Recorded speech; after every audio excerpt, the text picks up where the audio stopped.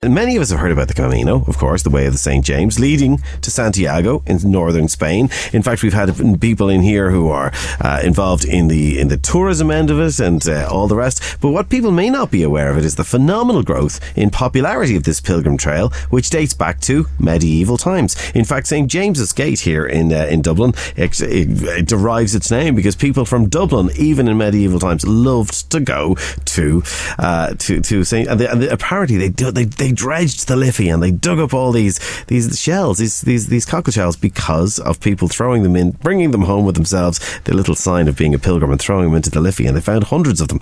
So anyway, in 1985, the official number of people completing the Camino was 690. Now, in 2012, the figure was 192,488. That's 280 times the number from the mid-1980s. More and more people are becoming enamoured with this unique challenge. In 2010, the Hollywood actor Martin Sheen starred in a feature film about the Camino. It was directed by his son Emilio Estevez. Marvellous film if you haven't seen it. Magnificent. And in another example of the enormous interest in the Camino, an Irish outdoor adventure centre, or store rather, 53 Degrees North, has been hosting seminars on the Camino for a number of years. And one of the people giving these seminars is our friend Roland here, and Roland is founder and director of travel company CaminoWays, and we're delighted to have Roland in studio today to talk to us about the Camino and its present day popularity. You are very welcome to the studio. Thank you, Roland. And first of all, when did you first do the Camino yourself?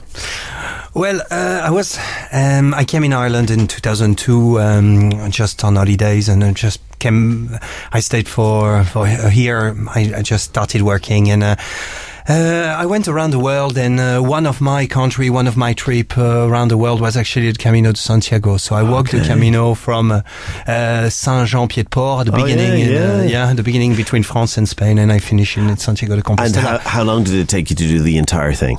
Well, roughly a month, 30 days.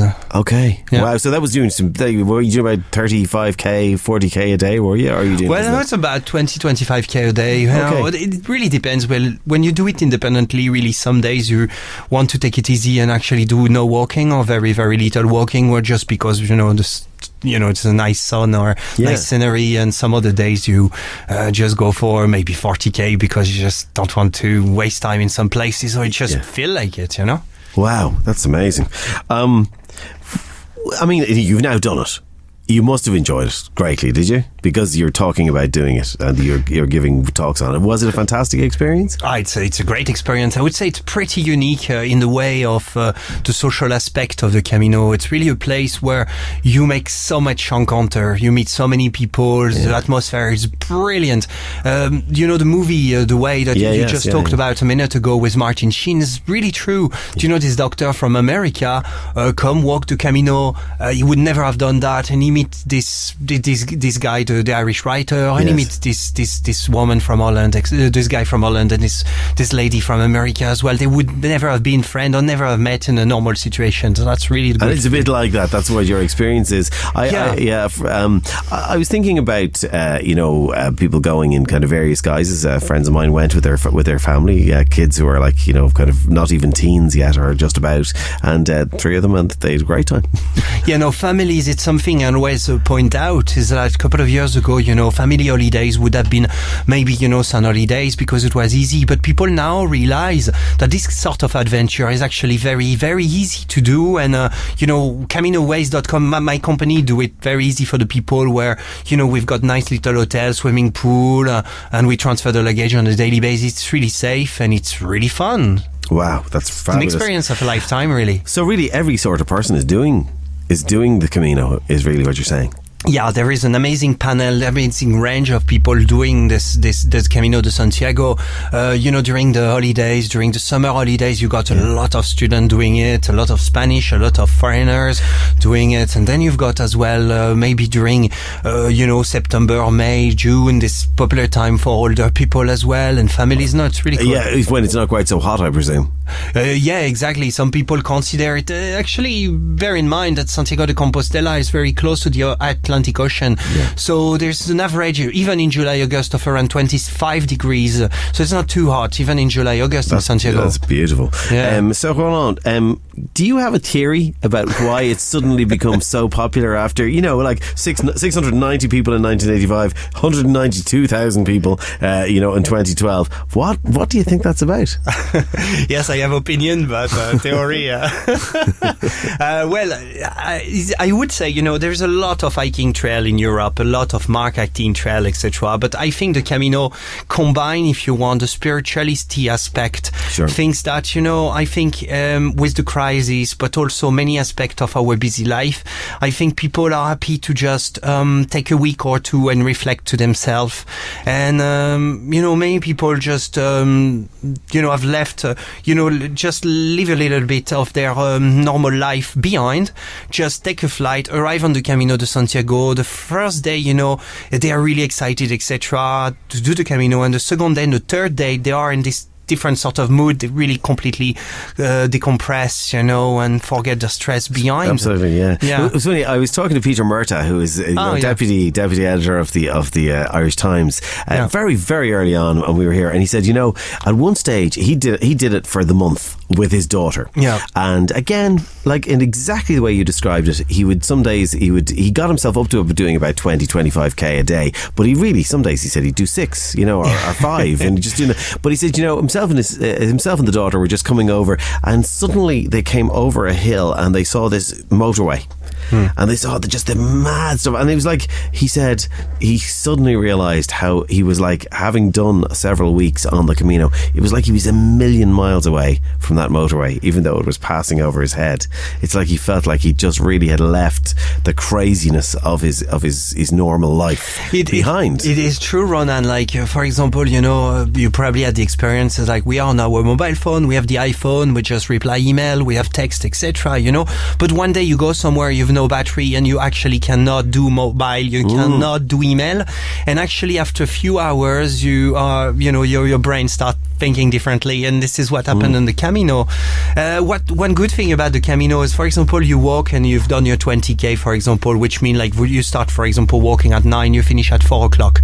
That's roughly what's gonna happen on your Camino. It's like you finish 3:30, 4:30, depending the length of your day, which leave you plenty of time to have a little, nap if you want, to go for a beer, relax, read a book. Many people just bring tons of books or swap books en route, And if you are in this sort of albergue where you have those bunks bed, that's probably one of the most popular option, is that it's sort of free place where you give just a donation to sleep. It's maybe, and in a room with maybe 12 other people or something 12, like that. or sometimes are really 20, big. Yeah. Well, I would say an average run, and you're right, it's about 10, 12, 15 people. Yeah. But then you've got dormitories in old monasteries. It's hundreds of beds, hundreds. Wow. But you arrive in those places, you've got a communal kitchen.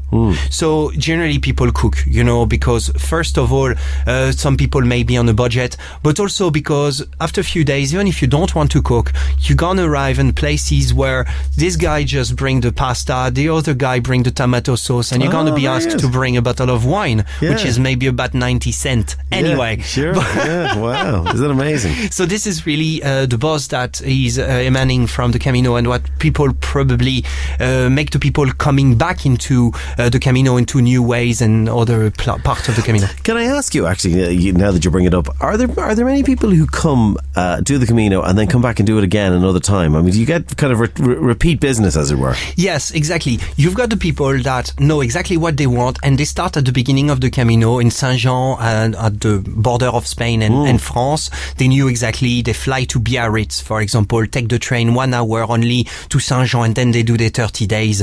But I've got a lot of people asking me, say, listen, I want to do the Camino, not sure what to do. So we say, listen, if you want the buzz, if you want the atmosphere, what the people think is the Camino, do the last 100 kilometers of the Camino, fly to Santiago de Compostela. For Ireland, it's easy. You fly with Aer Lingus, Dublin 3 times a week. Directly. Wow. It's brilliant, yes. Directly, it's an hour and a half or 2 hours flight, whatever. You arrive in Santiago, you take a bus, it takes an hour and a half to 2 hours, and you start your week. And then after, people that have loved it and often, would say, listen, I would like to be a bit more adventurous this time. I really loved it, but can I see something else? Very good. I say, why don't you start from the beginning? Yeah.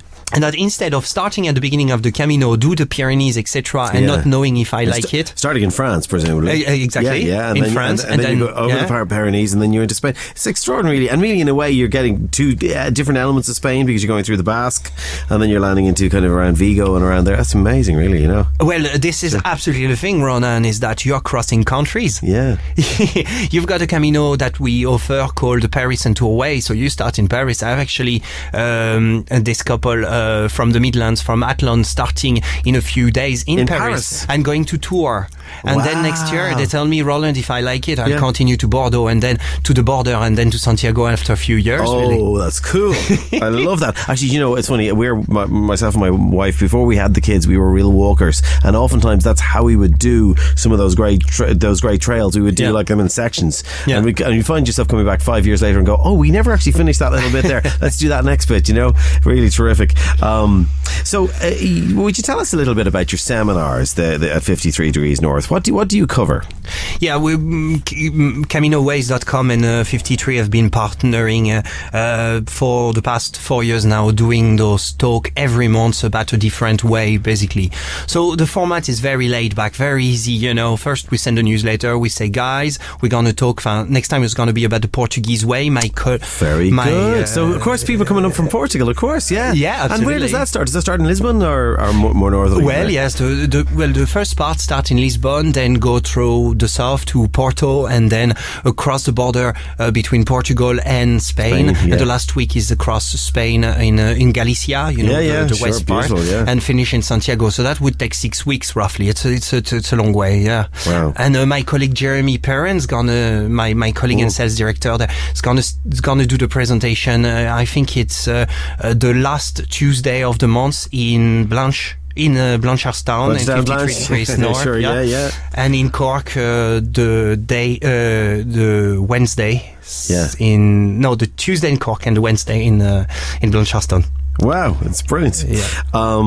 So is it true that the St. James's Gate in Dublin, the headquarters of Guinness, is the traditional starting point for Irish pilgrims in Santiago? That's what I heard. Well, that would have been a gathering point, okay? It would be like the Irish people coming from the west and the north would arrive and gather at this place where there would be the, St. James Church, would probably gather, have mass, etc. Get there first, their first stamp in their passport, the pilgrim passport, exactly, and continue in the old days. And in medieval time, the harbour would be Bullock Harbour, or of course, Harbour, and they would take a boat, Collymore, and they would take a boat and go directly to generally they would go to A Coruña or Ferrol and then walk a week to Santiago de Compostela. So that would be their first stop in Dublin. It's funny, sometimes I do stand in Collymore Harbour and go, this used to be Dublin Harbour. Look at this. It looks like there's room for about one small boat. It's amazing to think that that's where it went. So can you get a stamp on your pilgrim passport at St. James's Gate now? Yeah, so you've got two places. You can go to see the Irish Society of the Friends of St. James, and they've got in the St. James Church, and they will give you your first stamp, your Irish stamp, or you can also go to the Guinness factory, to the visitor center, and they will give you a stamp over there as well. So bring your passport there. That's absolutely extraordinary. Roland Montségu, thank you very much for joining us today at the Camino de Santiago. How do people contact you? Yes, so they can go on our website, so www.CaminoWays.com, by email info@CaminoWays.com. We are also in the city centre, 16 Redmonds Hill, just the corner of Stephen's Green, so they can pop in. 16 Redmonds Hill or CaminoWays.com. Thank you very much, Roland. Thank you very much for joining us today. It really has been a pleasure talking to you. God bless you. And that is my lot for today. I will see you bright and early tomorrow morning at the crack of 7 o'clock, and I look forward to that. Bernie's on the